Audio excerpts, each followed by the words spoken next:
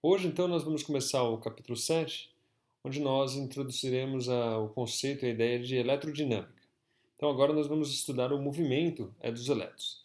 Então, nós vamos começar hoje o capítulo 7, falando principalmente da lei de Ohm e da força eletromotriz. Então, só muito brevemente, né, antes da gente destrinchar o assunto, vamos falar o que vem a ser lei de Ohm e força eletromotriz.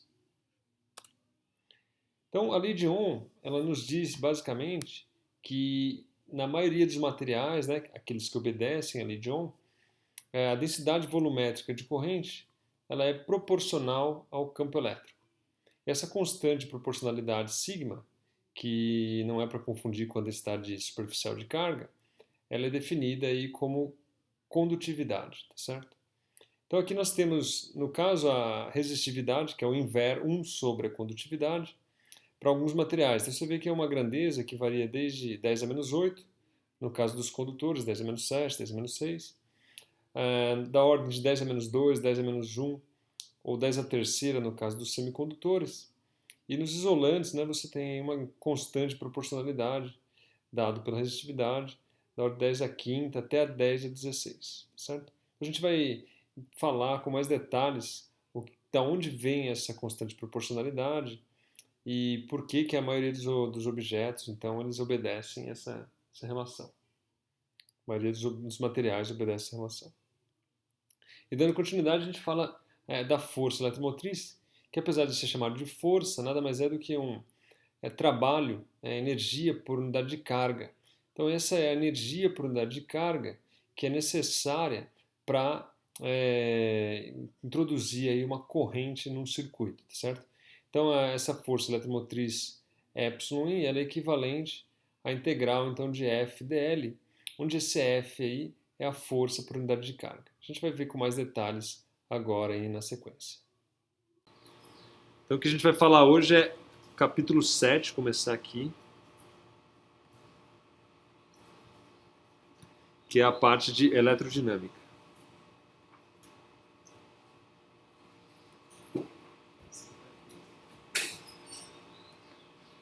Então a gente começa aqui definindo força eletromotriz.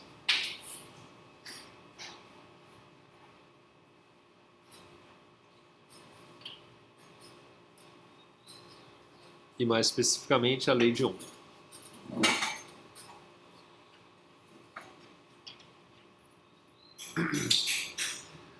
Bom, para a gente estabelecer uma corrente num material, certamente, né, se faz necessário uma certa força, né, atuando sobre essas cargas. A velocidade com que essas cargas se movem em resposta a uma determinada força vai depender da natureza do material. Para a maioria das substâncias, a densidade de corrente J ela é proporcional à força por unidade de carga F. Então, em geral, ou pelo menos para a maioria dos materiais, a gente tem que a densidade de corrente ela é proporcional à força por unidade de carga, que a gente vai chamar de F'. Então a gente tem aqui uma constante de proporcionalidade sigma, que é proporcional à força por unidade de carga. Onde esse sigma é a constante de proporcionalidade, certo? Então, por favor, não confundam aqui esse sigma com densidade superficial de carga. Não tem nada a ver, tá certo? Com densidade superficial de carga. O sigma é uma constante empírica que você vai então no laboratório e mensura e que varia de material para material, certo? E é denominada aqui de condutividade.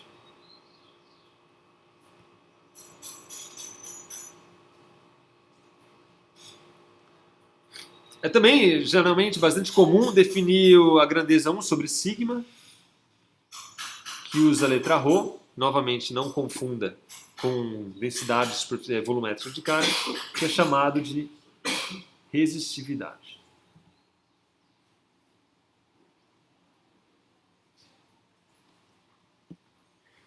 Tá certo?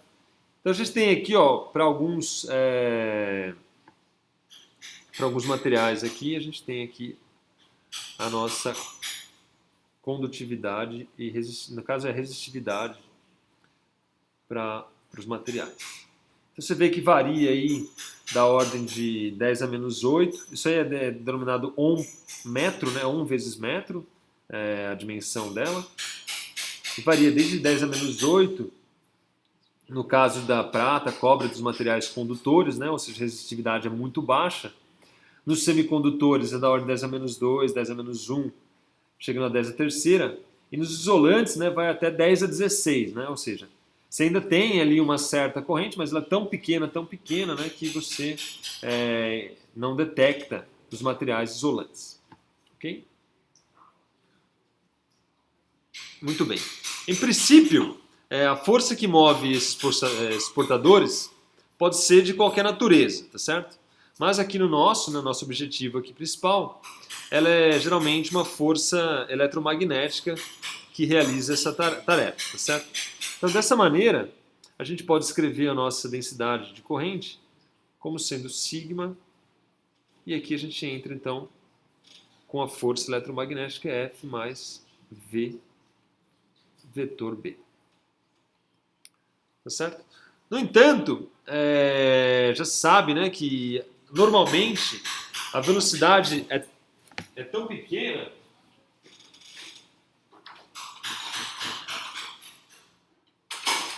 que o segundo termo da expressão é desprezado, certo? Então ele pode ser desprezado porque esse termo aqui ele é muito menor que esse termo aqui, sigma E. De forma, então, que a gente pode escrever a densidade de corrente J como sendo sigma E. Essa aqui é a nossa expressão aqui principal, que é conhecida como lei de Ohm. Então ela basicamente diz que a densidade de corrente ela é proporcional ao campo elétrico e a constante de proporcionalidade é nada pela condutividade. Só para frisar aqui, vale falar que nos plasmas, nos materiais que estão em condição de plasma, a contribuição de B pode ser significativa, de forma que a lei de Ohm, então, ela é escrita dessa maneira mais geral aqui, tá certo? Para materiais do tipo plasma. Mas, para os tipos de materiais que a gente vai tratar aqui, que são os condutores em estado sólido, geralmente, né, líquidos e gasosos, talvez, ela é proporcional, basicamente, ao campo elétrico. Então, essa aqui é a nossa lei de Ohm.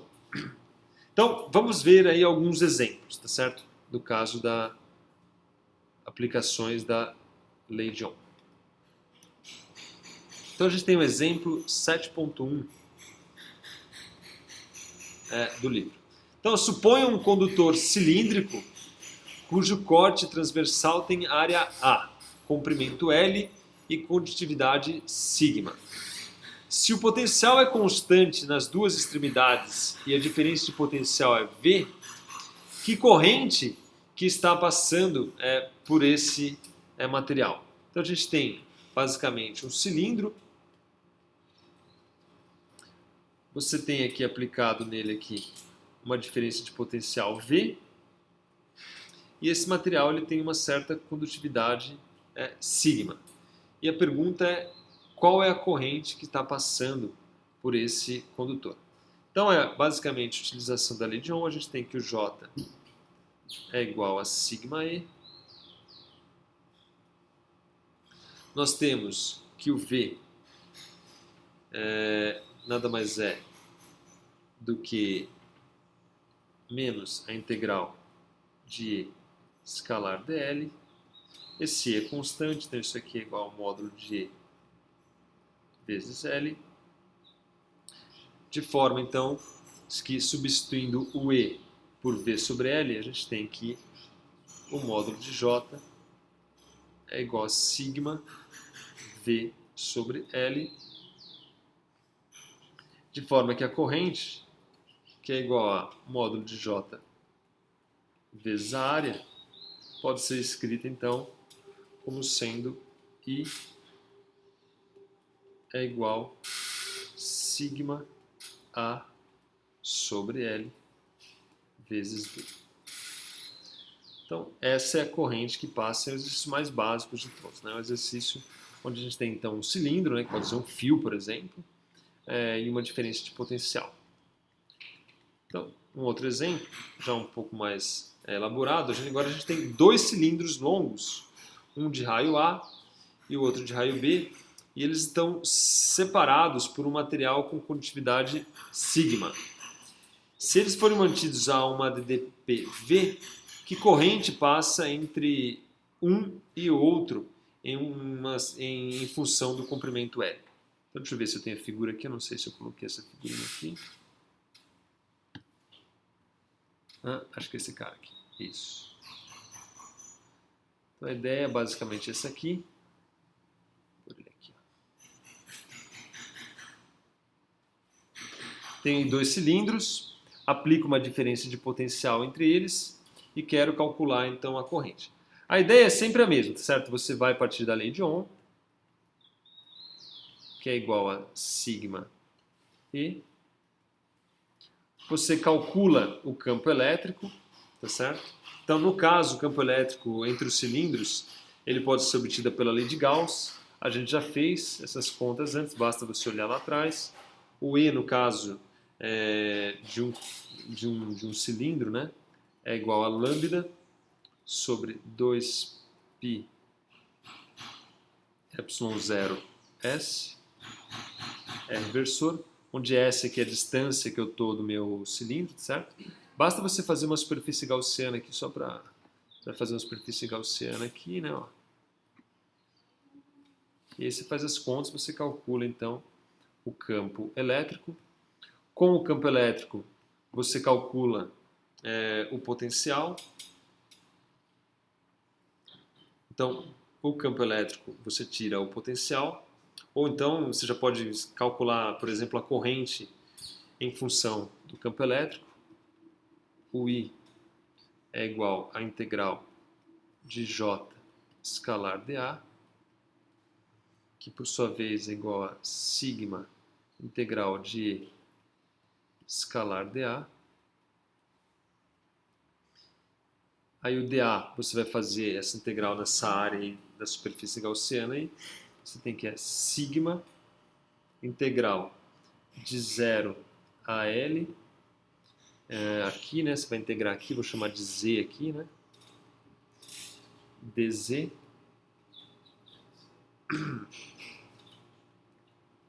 uma integral de lambda sobre 2π ε0. Aqui vou só trocar o S pelo R, né? 2π ε0R e aqui entra R d θ. Lembrando que o dA, né, é igual a R d θ dz, certo? Em coordenadas cilíndricas. Fazendo essa conta, aí você tira que a minha corrente ela é igual, então, a sigma sobre ε0 L lambda. O objetivo agora é calcular o lambda, e o lambda se calcula em termos do potencial, certo? Porque o que é dado, no fundo, é o potencial, certo? A diferença de potencial. Então a gente tem que calcular o potencial, porque esse potencial vai ser em função de lambda, e a gente isola o lambda e substitui aqui e obtém a corrente em função do potencial. Então, escrevendo lambda em função de V, a gente tira aqui, ó. Então, V é igual a menos a integral de E dl. Isso aqui, a gente já fez essa conta também, que é o potencial de um cilindro, da epsilon sobre 2π ε0 ln de B sobre A, tá certo? De forma, então, que o meu lambda aqui é igual a 2π ε0V sobre ln de B sobre A. Tá certo? Ou seja, substituindo esse lambda aqui na minha corrente, a minha corrente, então, ela é igual a sigma L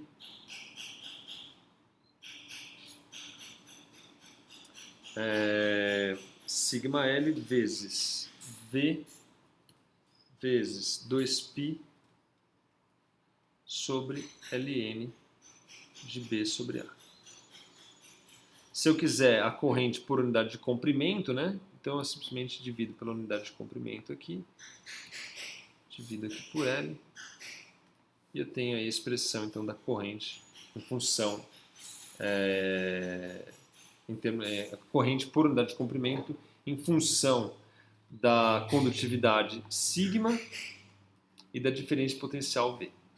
Certo? Então a ideia basicamente sempre é esta. Qual é a corrente de um material tem condutividade sigma e está sujeito a uma diferença potencial? Então você vai lá, passo 1, lei de Ohm, J igual a sigma E. Bom, passo 2, cálculo do E, certo? Aí você pode dizer que lei de Coulomb, Gauss, não sei, Gauss, Coulomb e etc. Aí depois você vai ter um resultado que não está em termos do potencial, tá certo? Aí você calcula então o potencial, geralmente pela integral de E ds, tá certo? E aí substitui aqui na expressão do J, se atentando que a corrente é a integral de JdA.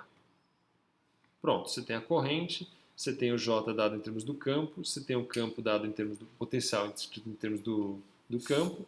No fundo, você vai ter um I aqui que depende do potencial. Tá claro? Basicamente, esse que é o caminho das pedras aí para resolver esse problema. O que a gente observa nesses dois exemplos aí é que a corrente que flui entre esses eletrodos, né, entre um eletrodo e outro, ela é proporcional à diferença de potencial entre eles, certo? Então, a DDP é proporcional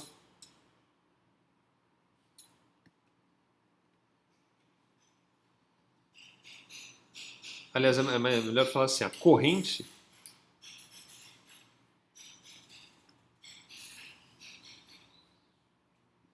é proporcional à diferença de potencial.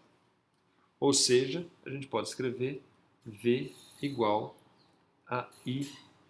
Tá certo? Que é também uma versão mais conhecida da lei de Ohm. Certo? Isso aqui basicamente é a lei de Ohm na sua forma mais usual aí, conhecida. Essa constante de proporcionalidade R, ela é chamada de resistência.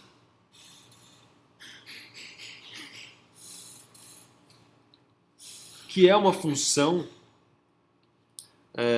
da geometria do arranjo e da condutividade do meio entre os eletrodos, tá certo? Por exemplo, então, no nosso exemplo 7.1, a gente tirou, se você olhar o resultado, a gente tinha que o I era igual a sigma A sobre LV, de forma, então, que o meu R, que é a minha resistência, no caso de um cilindro, então, ela é dado por L sobre sigma A. No exemplo 7.2, se você escrever a expressão dessa maneira aqui, você vai tirar que o R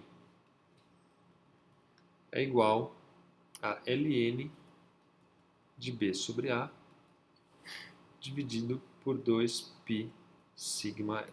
Certo? É sempre possível você escrever a diferença de potencial igual a I vezes R, onde o R, então, é essa resistência que é a constante de proporcionalidade. A resistência ela é medida em Ohm, então a resistência é medida em Ohm no sistema internacional, que nada mais é do que volt por ampere. Então, 1 ohm é igual a 1 volt por ampere. Muito bem. Bom, para a corrente estacionária, tá certo? A gente tem, como a gente já viu, que dρdt, agora para correntes estacionárias, nós temos que o dρdt, agora o ρ aqui é a densidade volumétrica de carga, era igual a zero, certo? Então lembre-se disso, né? As cargas estão fluindo, né? Mas se você tirar uma foto e olhar uma seção, a quantidade de carga é sempre a mesma para qualquer instante de tempo, né? Você não tem acúmulos de cargas em nenhum momento. Então, para correntes estacionárias, onde o dρdt é igual a zero, ρ aqui então dado pela densidade volumétrica de carga, pela equação de continuidade, né, a gente tira que o divergente de J é igual a zero. Tá certo? Lembre-se lá, divergente de J mais dρdt é igual a zero, né? dρdt é igual a zero, divergente de J é igual a zero. Assim, se a condutividade é uniforme, a gente tem que o E é igual a J sobre sigma, o que implica, então, que o divergente de E é igual a 1 sobre sigma divergente de J, que é igual a zero. Ou seja, a densidade de carga é zero, de forma que toda carga desbalanceada, então, ela permanece na superfície do material. Okay? Você não tem aí uma densidade volumétrica de carga. Bom, nesse momento aqui é importante salientar um ponto importante, tá certo? Como a gente viu, o campo E ele produz uma força que é dado por Q. Presta atenção que isso aqui é interessante. Conforme a lei de Newton, a carga então vai se acelerar, tá certo? Você aplica lá, você tem um fio, você aplica um campo elétrico. Em teoria, você está aplicando uma força nessas cargas e essas cargas então estão começando a se acelerar. Ok? Muito bem. Mas se essa carga se acelera, por que a corrente então não aumenta com o tempo? Tá certo? É intuitivo você pensar, pô, se eu estou aplicando uma força constante, que é dada por Q, essa força acelera minhas cargas, tá certo? Ou seja, se eu olhar numa seção, a quantidade de carga que vai passar por unidade de tempo deveria ser cada vez maior, tá certo? Mas empiricamente a lei de Ohm mostra que não, que o J é igual a sigma E, quer dizer que o J, a densidade de carga que passa lá, é proporcional ao campo. Então o que acontece que de fato o número de cargas por unidade de tempo não aumenta? Porque o que você disse, se você olhar as cargas, o número de carga é o mesmo, né? Isso, é o mesmo, mas... Se está passando mais rápido, é o mesmo. Sim, mas por quê? Né? Deveria ser mais cargas por unidade de tempo. A corrente é isso aqui, ó. Você pega uma seção, você está passando uma, aí está acelerando, 2, 3, 5, 10, 20, passando mais e mais cargas por unidade de tempo. Né? O que acontece, então, que mantém essa velocidade constante? Em teoria, né, essa velocidade tem que ser constante. Então, o que está acontecendo? Né? Como é que pode essa corrente não aumentar com o tempo? A lei de Ohm diz que um campo constante produz uma corrente constante, o que sugere, então, uma velocidade constante. Então, isso não contradiz a lei de Newton? Essa é a grande pergunta. Né? Teria que passar uma quantidade constante. De fato, isso não contradiz, porque o que acontece aí, quando a gente simplesmente fala as partículas estão acelerando, a gente não está levando em conta as colisões dos elétrons à medida que eles atravessam o condutor, certo? Então, os efeitos térmicos e as colisões internas resultam nessa proporcionalidade entre J e E. Então, por mais que você tenha uma força lá tentando acelerar esse cara, elas estão se chocando lá e essa força, em média, aí, acaba fazendo com que essas cargas, então, fluam com velocidade constante. Elas não se aceleram em média. Então, são os efeitos térmicos e as colisões internas que resultam nessa proporcionalidade entre o J e o E. Como resultado, então, de todas as colisões, o trabalho feito pela força elétrica é convertida em calor no resistor, certo? Então, por isso que então você não tem aí um acréscimo das velocidades. Toda energia que você coloca ali, ela no fundo não gasta, não acelera os caras, ela é dissipada em forma de calor devido aos atritos. E os elétrons continuam então fluindo com velocidade constante e não então acelerados. certo? Então isso é o fato dessas energias, toda a energia induzida transformar-se em calor, né, ser dissipada, é que mantém é, essa velocidade constante, tá certo? Então, visto que o meu trabalho, um trabalho infinitesimal, né, por unidade de carga, para um dq, né, é um FDS, e que o meu F é igual a Q, daqui a gente tira então que o meu dW é igual a Q e escalar ds, que é igual então dW Q dV, tá certo?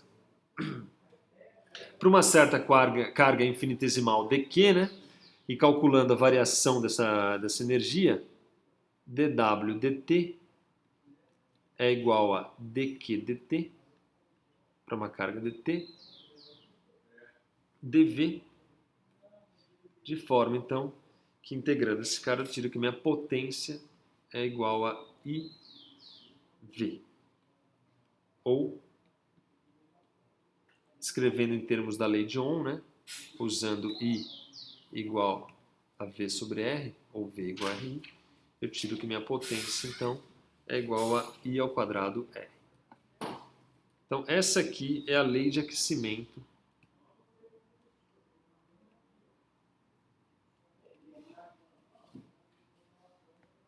de Joule.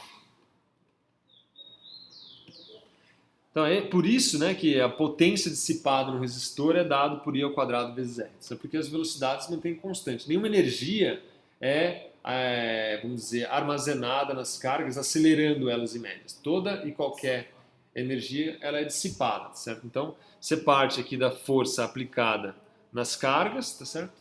Essa força ela tem que ser dissipada para que a velocidade permaneça constante, né? Caso contrário, a corrente ia aumentando cada vez mais. Certo? Como a gente sabe empiricamente que essa corrente é constante, dada uma diferença de potencial constante, logo toda energia que é adicionada a essas cargas ela é dissipada na forma de calor, que dá então essa lei de aquecimento de Joule. Isso diz então, só para que o watt aqui é igual a ampere volt.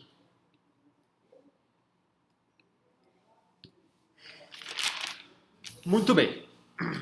Dito isso, a gente vai então agora para a definição de força eletromotriz. Então, o 7.1.2, nós temos aqui a força eletromotriz. Bom, se imaginamos um circuito onde, por exemplo, uma bateria está ligada a uma lâmpada, sabemos que a corrente é a mesma, independente do comprimento do fio, certo? Então, se a gente tiver aqui, ó, uma lâmpadazinha aqui, ligado aqui, numa certa bateria, a gente sabe que a corrente em qualquer seção aqui, ó, aqui, aqui, aqui, independente desse comprimento do fio, certo? Ela vai ser a mesma. Obviamente, se aumentar o comprimento, você vai aumentar a resistência desse fio. Mas dada a resistência, fixada a resistência, essa corrente ela é constante em todas as posições do fio, tá certo? Então a gente sabe que essa corrente é a mesma, independente do comprimento do fio que forma esse circuito. Então a pergunta é, como é que isso é possível se a única força motriz óbvia, né, que aplica aí, é gerada na bateria?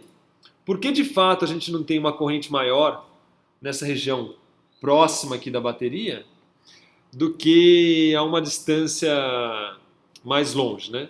Então, em teoria, por que de fato não temos uma corrente maior próxima à bateria e uma menor quanto mais distante a gente está dela, né?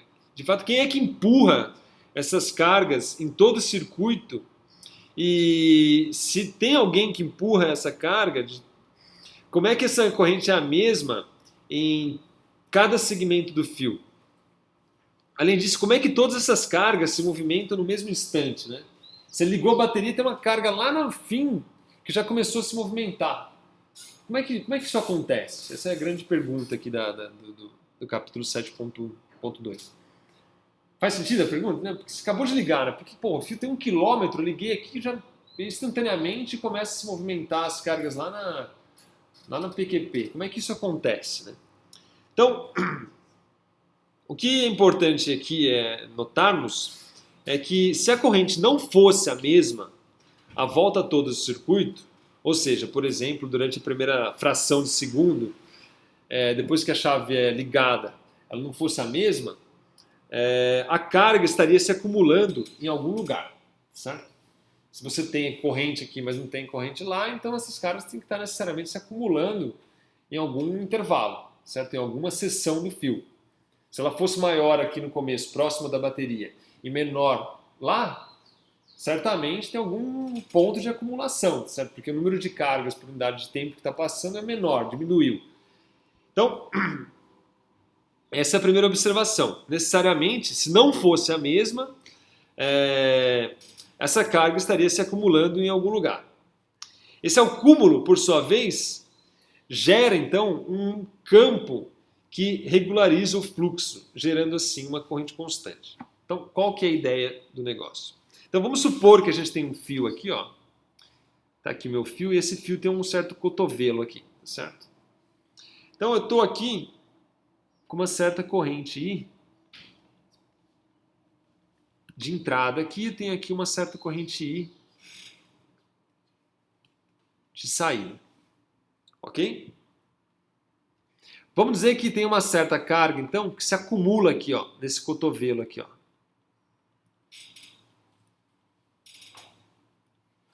Tá certo?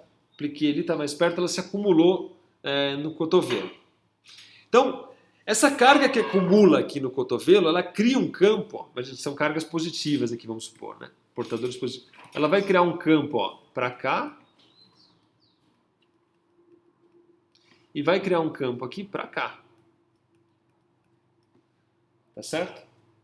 O campo é uma carga positiva, você está criando uma barreira aqui, né? Então você tem que pensa num plano ali, como se estivesse criando um plano. Você tem um campo para cá e outro para cá. Tá certo? Um para cima e outro para baixo, vamos dizer assim. Então, ela cria um campo no cotovelo e um outro na direção contrária à corrente. Você tem uma a favor da corrente e outro contrária à corrente. Que está adentrando ali as cargas. Em contrapartida, essa carga que acumula estimula a corrente desses caras que está saindo, tá certo? Então esse campo aqui, ó, produzido aqui, ó, ele simplesmente empurra as cargas que estão, por exemplo, nessa região aqui, ó, tá certo? E desacelera as cargas que estão chegando atrás ali e tentando se acumular. Certo? Então basicamente é como se fosse todo mundo em fila.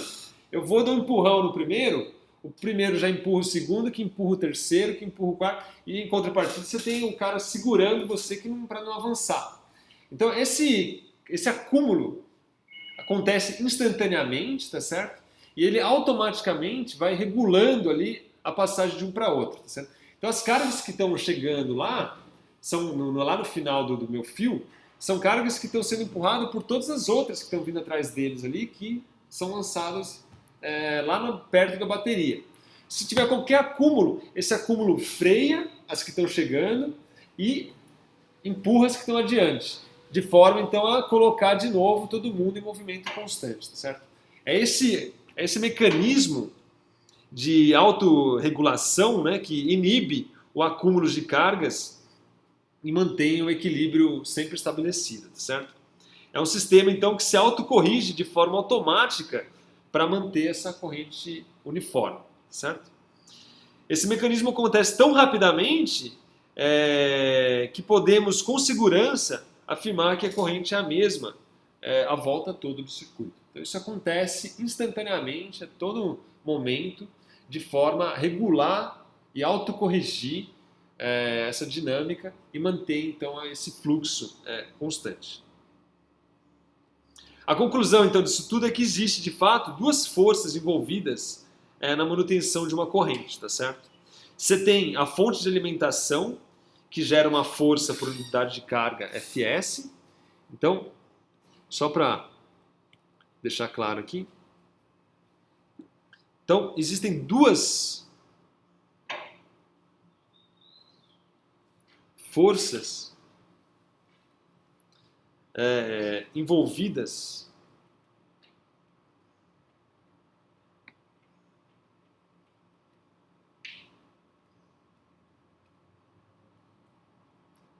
na movimentação das cargas.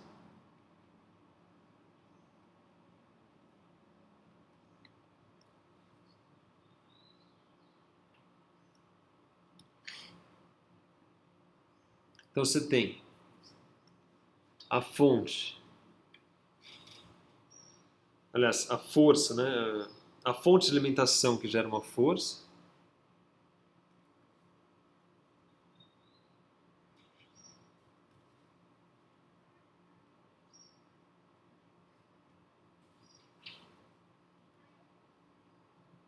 que a gente vai chamar aqui de Fs,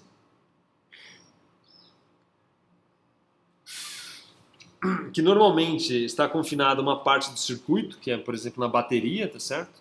Então a bateria vai lá dar um primeiro empurrão nas que estão próximas ali, e aí elas vão empurrando uma a outra, e a força que a gente chama então, que é a que leva adiante, né, o efeito dessa força, que é a força chamada de eletrostática.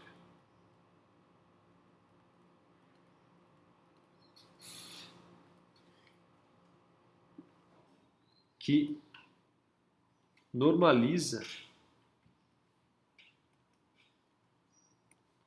o fluxo e comunica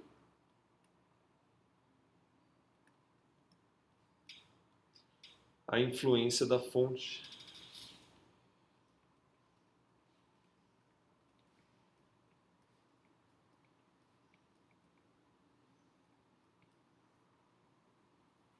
às partes mais distantes.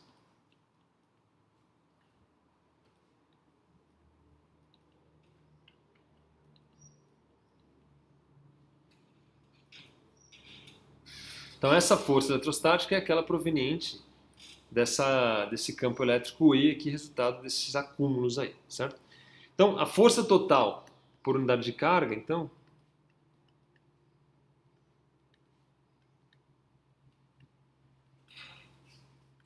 por unidade de carga,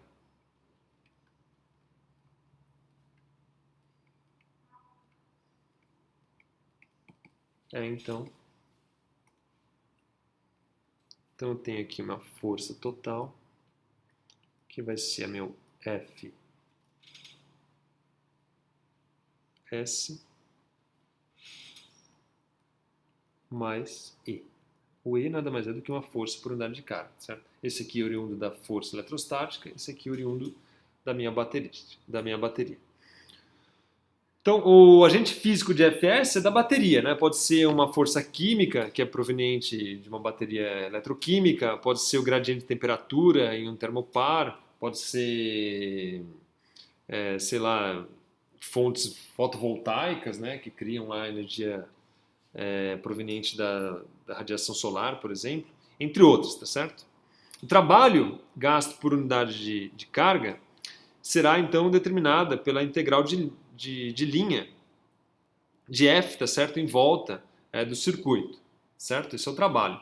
Você tem a força por unidade de carga, certo? O trabalho nada mais é do que a integral de linha dessa força aí. Então, isso seria o trabalho gasto por unidade de carga, certo? Então, o trabalho por unidade de carga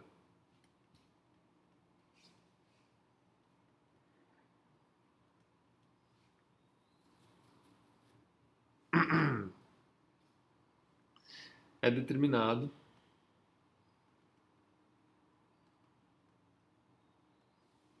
pela integral de linha. Então, a integral de FdS, não é isso? É trabalho.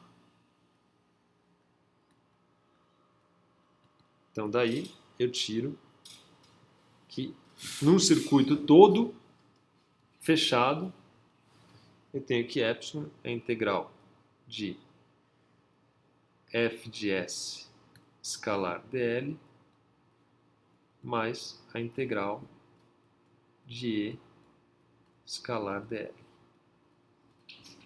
certo? Que por sua vez é a integral de f escalar dl. No entanto, como é um circuito fechado, tá certo? Esse aqui, ó, é o potencial entre dois pontos iguais dá zero, tá certo? Que é a integral de E dl no circuito fechado. Ele é zero para campos eletrostáticos, de forma, então, que o minha epsilon, que é chamado de força eletromotriz,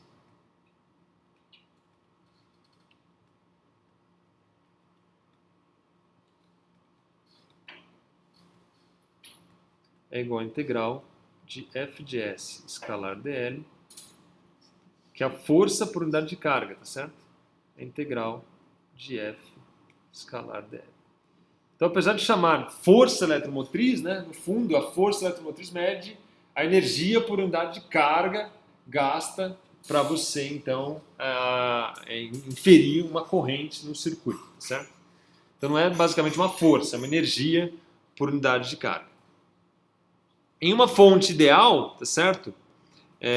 Ou seja, uma bateria sem resistência, essa força líquida sobre as cargas, ela é nula, tá certo? Se você não tem resistência, você não tem força líquida atuando sobre as cargas. A força total sobre as cargas é nula. De forma, então, que o meu E é igual a F de S, a menos F de S, para uma bateria ideal. Ok? Dessa maneira, então, a gente tem que a DDP entre os terminais da bateria, que é igual a menos a integral de A até B de E escalar dl, é igual à integral de A até B de F de S escalar dl, que por sua vez é igual à força eletromotriz, porque a gente pode se estender a integral a volta toda, dado que F de S é fora da fonte igual a zero, tá certo? Então eu posso fazer a integral aqui, como F de S fora da fonte é zero, eu posso integrar esse de A até B aqui, de F de S escalar dl, integral no circuito fechado de F de S escalar dl. De forma, então, que a diferença de potencial na bateria é igual à força eletromotriz para uma bateria ideal, tá certo? A função, então, da bateria nada mais é do que estabelecer e manter uma diferença de potencial igual à força eletromotriz, e o campo elétrico resultante movimenta, então, a corrente no restante do circuito. Então ela vai simplesmente, mantendo essa diferença de potencial, cria-se uma força eletromotriz, e o campo elétrico, então, resultante eletrostático, movimenta a corrente no restante do circuito. Ok? Então isso aí é a definição de força eletromotriz.